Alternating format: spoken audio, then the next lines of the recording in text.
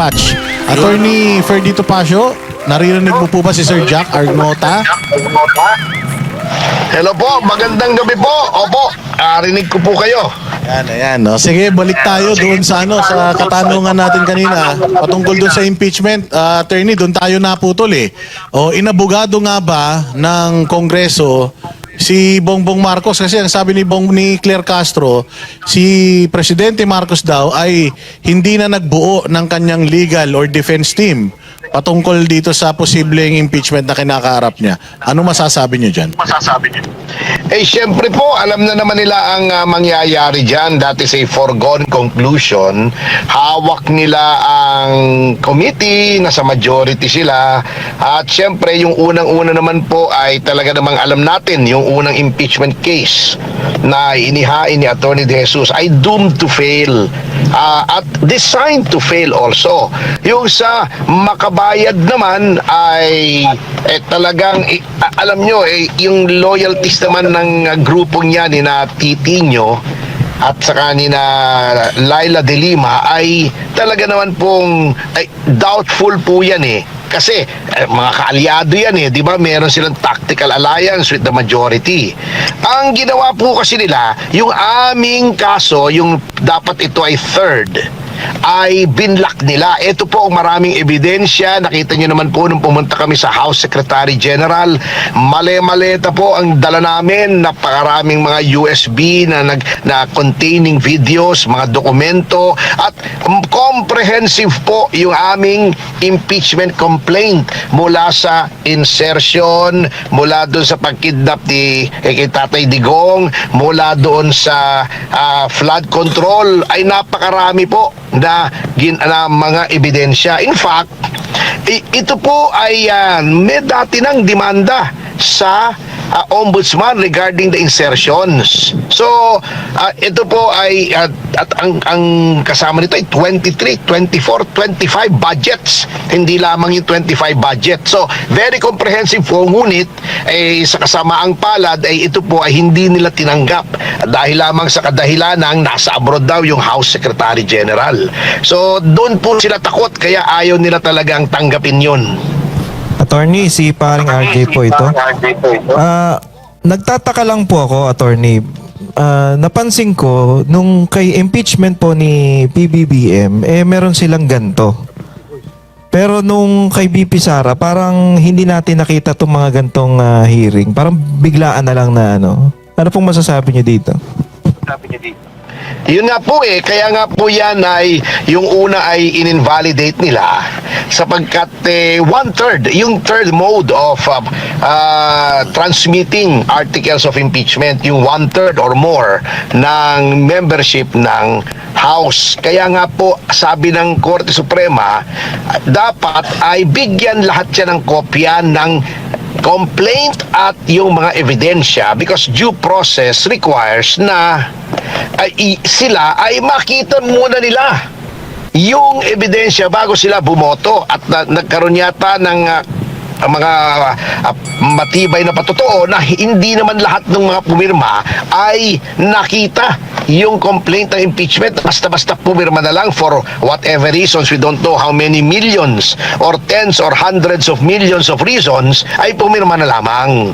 So etong kay VP Sara, ina-expect po natin na ito ay talaga namang matutuloy ito sapagkat talaga namang plano nila na hindi nila kayang talunin sa 2028 ay pako-convict na lamang nila para ma-disqualify for public office. Attorney J. Guevara nga po pala ulit. Total na pag nabanggit na rin yung impeachment ni Vice President Sara Duterte. Okay lang po ba ito na itong si Tito Soto ay nagko-komento at handang-handa na daw sa impeachment laban kay nawala si attorney? Ako nakahabot yan. Ako nakahabot sa'yo. Ano tanong mo? Sige. Attorney Jack. Attorney Jack? Ano? Ipaglalaban mo ba ang kaso mo? Oo naman. Ayop ka yan. Napakapapo naman nila para, Ang mga kalaban natin yung mga bayaran natin, gusto lang nila tayo makulong Paano wala na silang kalaban, di ba? Oo. Pupunin, paano kayo magkakakita? Wala na yung kalaban, yung nakakulong na, di ba? Alam mo, trending na trending to si Oo. Sir Jack. Kasi kung matatandaan mo, kasi ito si Sir Jack, binibenta niya yung bahay niya sa akin. Oo. Sabi niya, Boss Dada, bili mo na tong bahay ko. Magkano ba? Magkano? Itong mga bugok na mga vlogger sa kabila, ginagamit na content yun. Si Coach Oli nga nagsabi na merong isang kaibigan mo yun eh, yung C52, 5254. Sino yun? 6'7". Oh, 5'2 yung isang bahay. Ay, yung Pinay. Kaya sinasabi niya na karma daw yan. Yung makamhe? pagbibenta mo. Yung may makamhe. Naamoy yun eh. Ako naamoy ko yun. Okay, amoy ano na Bibenta ka ng bahay, nakarma ka nga ba? naghihirap ka na daw. Kasi paliwanag ka sa kanila. Namumulubi ka na raw, Sir Jack. Pambayad doon sa kaso. Yung bahay na yun, mabubulok na kasi walang tao. So, sabi ko, mabubulok So, hindi na. natitirahan? Hindi na. Sabi ko, mabubulok na. Benta ko na lang kahit malugi. Di ba? Di ba, dapat magbenta ka ng bahay, mas mamahal, di ba? Kasi- Ako, kung magkano lang bili ko, yun lang bibenta ko. Hindi ko na Pinagawa mo pa yun. Pinagawa ko ano, may solar pa yun. Ay, grabe. Solar ah. Solar lang ito. Ano, sonar? Solar. Solar. Solar. Alam ko sonar. Solar. Sa submarine yun eh. Solar, tapos yung panel, ito. Libre ko na yun. Biling ko 20 years to pay.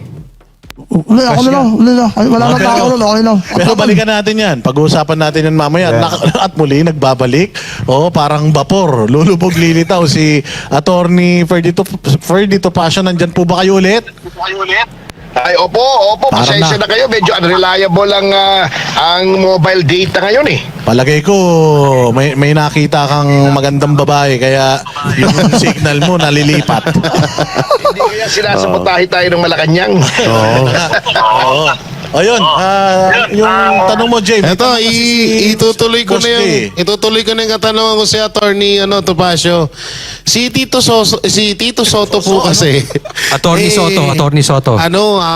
May komento laban sa impeachment ni Vice President Sara Duterte. Handang-handa na daw siya. Bakit nung impeachment ni Marcos Jr., wala man lang siyang komento ni isa? At parang dito ay parang gigil siya dito sa impeachment ni VP Sara. At doon sa impeachment ni Bongbong Marcos ay parang iniilagan niyang makapagkomento doon. Ano po kayang dito? Ano po kayang nakikita niyo ba't ganito na ang ating Senate President? Alam niyo po, isa din yan sa tingin ko ay nagpo-posturing para magka-presidente. Si Senator si SP Soto. Actually, lifelong ambition na po niya yan magpresidente. Kanya lang po, alam nyo, dapat po yan, may nagkikwento po sa akin na dapat yan ang vice president ni GMA noong magre-re-election siya ng 2004. Ngunit, ang nangyari po ay nasilat sapagkat noong nag-raid po yung PIDEA sa bahay ng isang drug lord ay mayroon pong isang nahuli roon na armadong tao na noong chinek ang background ay isang pulis na officially assigned as security ni Senator Soto. So nagkaroon ng skandalo, he was dropped. Kaya lang dapat vice president na yan. Ngayon, since there is a vacuum, walang mamanok ang Malacanang against Sara Duterte, yun ang pinupuntirya niya kasi at nagagalit siya na hindi natuloy yung impeachment ni Sara Duterte. At actually, ang kanyang mga remarks laban sa Supreme Court ay nakakabastos na ng Supreme Court. Kaya kami nga po, yung grupo namin ay nagbabalak na maghain ng petition sa Supreme Court to cite him in indirect contempt sapagkat yung mga sinasabi niya po laban sa Supreme Court ay goes beyond legitimate expression and yung permitted na dissent against the ruling of the Supreme Court. Alam niyo po, hindi naman bawal na punahin ng Supreme Court, ngunit as in any other case, since iyan po ay ang third branch of government, at di ba tripartite po tayo, legislature, ang ating judiciary, yung executive, hindi po dapat na binabastos ang Korte Suprema, lalong-lalo na ng isang Senate President. So, labis-labis na po sa pinapayagan ng batas, sa ganang amin, ang sinasabi ni SP Soto, at dapat na po siya ay sitahin ng ating Korte Suprema. At isang grupo pong mga abogado, because kami pong mga abogado, as members of the bar, we are also first and foremost, officers of the court. At kailangan pong itaguyod namin at bantayan namin ang magandang pangalan ng ating kataas-taasang hukuman. At may attorney, may mga ano pa nga ho, na etong si SP Soto, ito yung parang bagong manok ng mga dilawan para kapag na-impeach nga naman si BP Sara, siya yung papalit na Vice President at ang susunod na i-impeach ay si Marcos para maging, eto na yung maging presidente, si Soto. And naririnig-rinig nyo rin po ba yung mga ganyang ano ngayon? Na ano na nga ng mga dilawan netong si SP Soto? Ay opo, sabagat alam niyo po, the present administration, kasama na dyan si Pangulong Marcos, they cannot afford to have a successor na hindi nila kontrolado. Sa dami ng mga akusasyon laban sa kanila, eto na lang flood control, trilyon-trilyon na ito hindi maaari na yung susunod na Pangulo ay hindi nila tao at hindi nila kontrolado. Sabagat katakot-takot na demandang aabuti nila. Kaya nga po, binraso nila si Boying Remulla na gawing ombudsman with a term of 7 years para maprotektahan ang kanilang interests. Kita nyo naman ang ginawa kay Boying Remulla. Even the rules of the ombudsman were changed. Biglaan. Dapat yan, pag nag-file ka, automatically docketed. Anong ginawa nila kay Remulla? Since ang dami nag-file kay Remulla, gumawa sila ng bagong rule na hindi automatic. Susuriin pa para bago madakit. So, mabigat po. Talagang pinilit po yan, binraso. Lahat ng paraan ay ginawa ng Malacanang para maiupo si Boying Remulla bilang ombudsman. At siyempre, since kung hindi siya magiging ombudsman, kung hindi talagang nag-bend the law, break the law, destroy the law, ignore the law na ang Malacanang, siyempre, kanino tatanaw ng utang na loob yan? Si Boying Remulla. Alam na naman natin, politiko yan at yan ay naging alter ego ng presidente bilang secretary ng Department of Justice. Alam na natin ang purpose kung bakit si Boying ay naririyan sa ombudsman. I mean, wag na nilang insultuhin ang ating talino. Ayun, attorney, si Master Judea Pulit, etong impeachment regarding kay Marcos Jr., may mga sabi-sabi kasi na wala, patay na ito. Pero kayo po, ano sa tingin nyo ito? Dito, pwede pa itong ilaban o talagang tuluyan ng mamamatay ito? O pwede pa mag-file ulit ng impeachment katulad ng yung impeachment complaint na hawak ninyo? Or activated na ba yung 1-year ban dito? 1 year ba na po yan? Sabagat yan po ay tinanggap at inendorso sa speaker at ang speaker ay nilagay sa order of business at dinala sa Committee on Justice. Nagbotohan na sufficient inform para nagpaasa pa pinakita pa kunyari na sila ay patas. Pero alam naman nating eventually papatayin din nila yan when it comes to a voting on whether it is sufficient in substance. So it already has triggered yung 1-year ban. Pwede i-refile yan after 1 year pero 1 year pa yun, matagal po yun. Okay, attorney, patungkol din dyan sa nabasurang impeachment ni Bongbong Marcos, ni President Marcos. Yung sinabi ni Leila de Lima na hindi daw po impeachable offense yung kanyang paggamit ng droga. Ano po, tama ba yan? Tama bang statement yan? Lalong-lalo na ng isang dating taga Department of Justice, dating senador, and at the same time nagkaroon ng kaso patungkol sa illegal na droga. Ay alam niyo po yan ay ano po yan yung high crime po yan sapagkat when you use drugs, number 1 ay violation yan ng batas. At pag ikaw ay isang presidente and you are sworn to uphold and protect the Constitution and the laws of the land, ang iyong deliberate na violation ng isang batas maituturing na high crime. Number 2, ay kung ikaw ay talagang lulon sa droga, ay apektado ang judgment mo. At dapat mapalitan ka talaga, matanggal ka, sapagkat hindi natin alam kung yung mga desisyon ay batay sa totoong reasoning o ito ay influenced, done under the influence of drugs. Pangatlo po, ay meron po tayong provision sa Constitution, dalawa. Yung unang-una, yung entitled ang mga taong bayan na malaman ang mga bagay with respect to public interest. At it is in the public interest to know whether or not nasa tamang pag-iisip ang kanilang Pangulo. At meron pang isang batas. In case of serious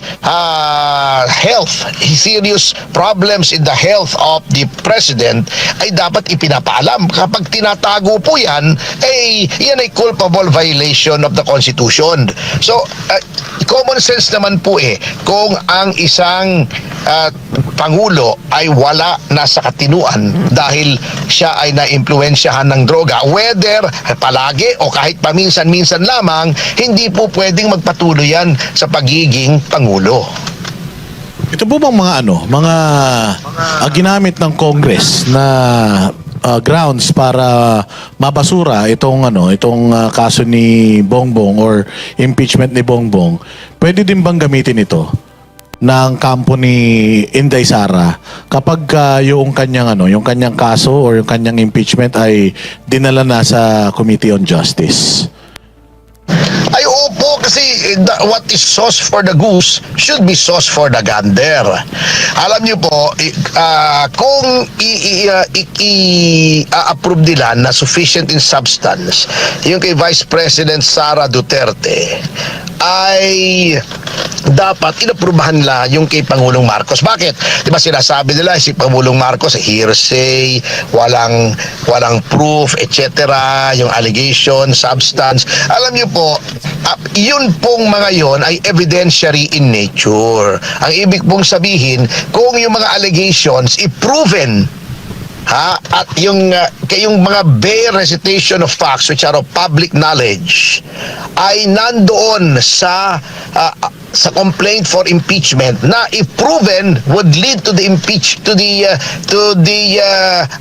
impeachment of that officer and his possible conviction, ay dapat po yun i-approve as being sufficient in substance. Hindi naman po kailangan lahat ng ebidensya. However, ang problema nga po, sir, ay yung maraming sustansya, yung aming complaint, yung grupo namin ni mga defensor, ay ayaw nilang tanggapin. Dapat yun, attorney, kung substance sa pag-uusapan. Dapat positive talaga dyan si Bongbong Marcos pero nabasura. Pero ito, tanong, alam naman natin drama yun Nag-walk out pa si Attorney Acop, etc. etc. Acop? Ha? Ay si Abante. Ay sorry, baka sumunod. Si Attorney Abante. Tama ka mukha kasi, no? Oh, parehas kasi sila style. No, parehas Ito si sila Attorney style. Abante. Pero nabasura yun di ba? Pero hindi ba pwedeng i-overturn yun ng 1/3 votes? Kasi naging naging parang hindi naman talaga political lang issue dito, hindi naman yung substance talaga 'Di ba? Yung 1/3 votes. To be, yung yung report ng committee either for or against impeachment ay dapat pong ma-ratify ng plenary.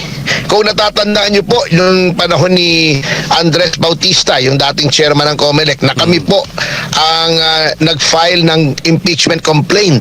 Yung amin pong impeachment complaint na basura sa Justice Committee. Nagulat kami. Ngunit nung dumating sa plenary, na overturn po yung dismissal ng Justice Committee at na-impeach po si dating COMELEC chairman Andres Bautista. Lamang naging moot and academic sapagkat nag-resign po siya bago nag-umpisa yung hearing. Pero impeached po siya. So sa madaling salita, may pag-asa pa to.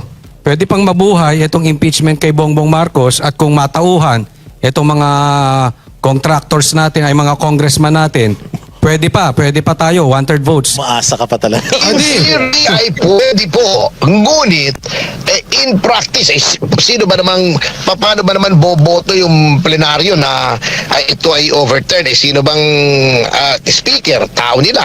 Sino bang majority floor leader? Anak ni Pangulo. Though nag-inhibit siya, syempre, yung impluensya niya ay nariyan pa rin.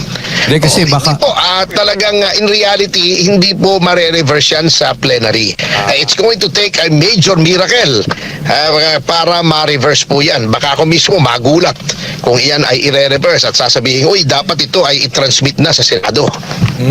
Di ba may sinasabi din yung attorney, yung Makabayan Block ngayon. Doon naman sa impeachment ni VP Sara kasi nadala na doon sa opisina ni Speaker Bogie D yung complaint.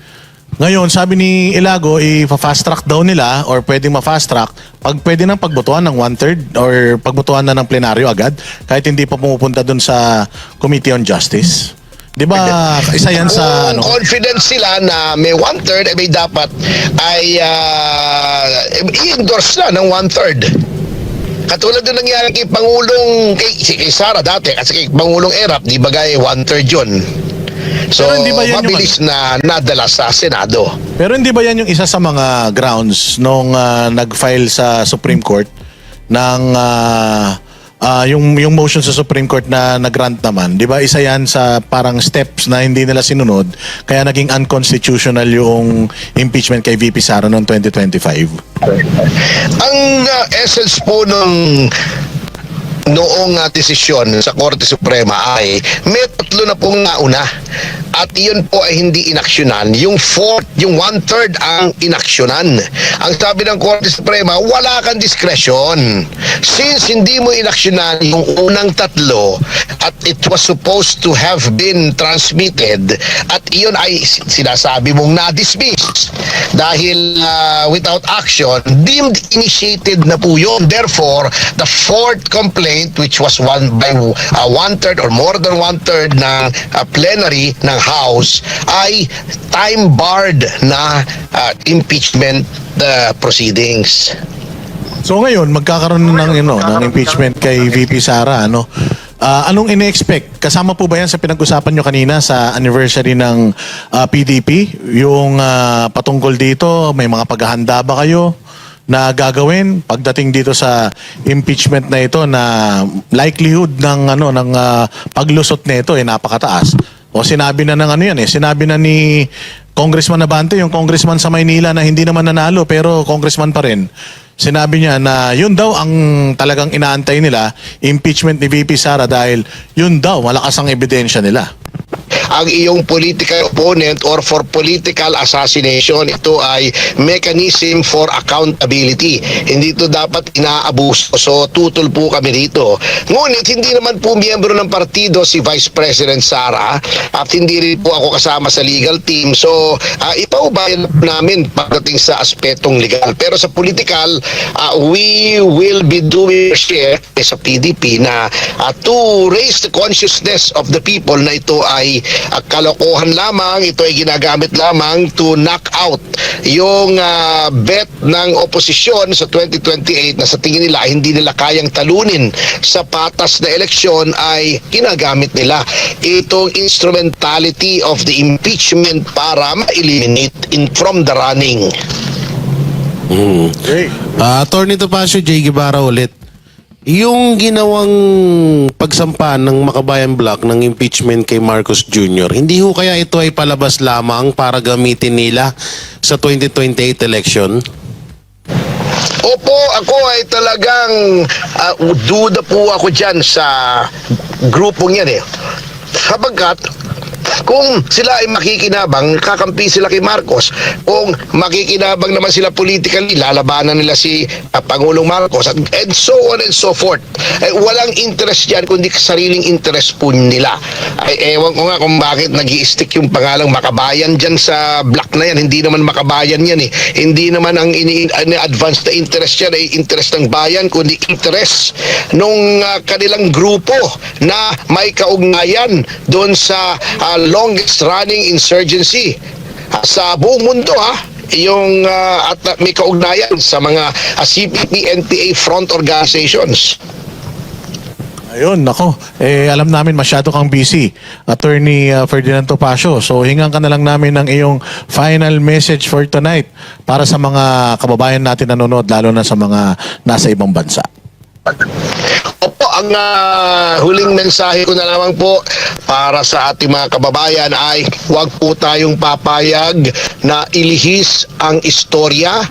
Ang issue po ay hindi si VP Sara, hindi si Bong Revilla, hindi si Joel Villanueva. Ang issue ay flood control scam na trilyon. At lumalabas na ang mastermind ay di umano si Martin Romualdez, and the path leads all the way up to Malacanang Palace. Kaya lahat po ay gagawin nila para ito ay ilihis ang istorya, at lahat ay gagawin nila para yung kandidato na hindi nila kayang talunin sa 2028 ay kanilang i-disqualify. So, wag po tayong pumayag, mga kababayan.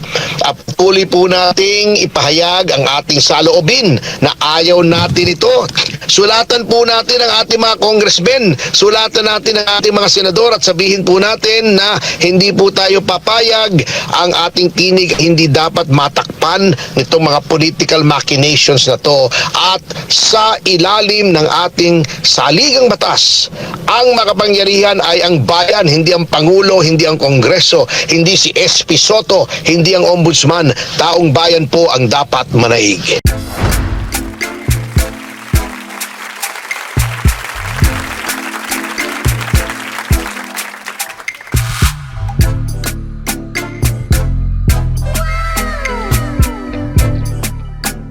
The next performance will start momentarily.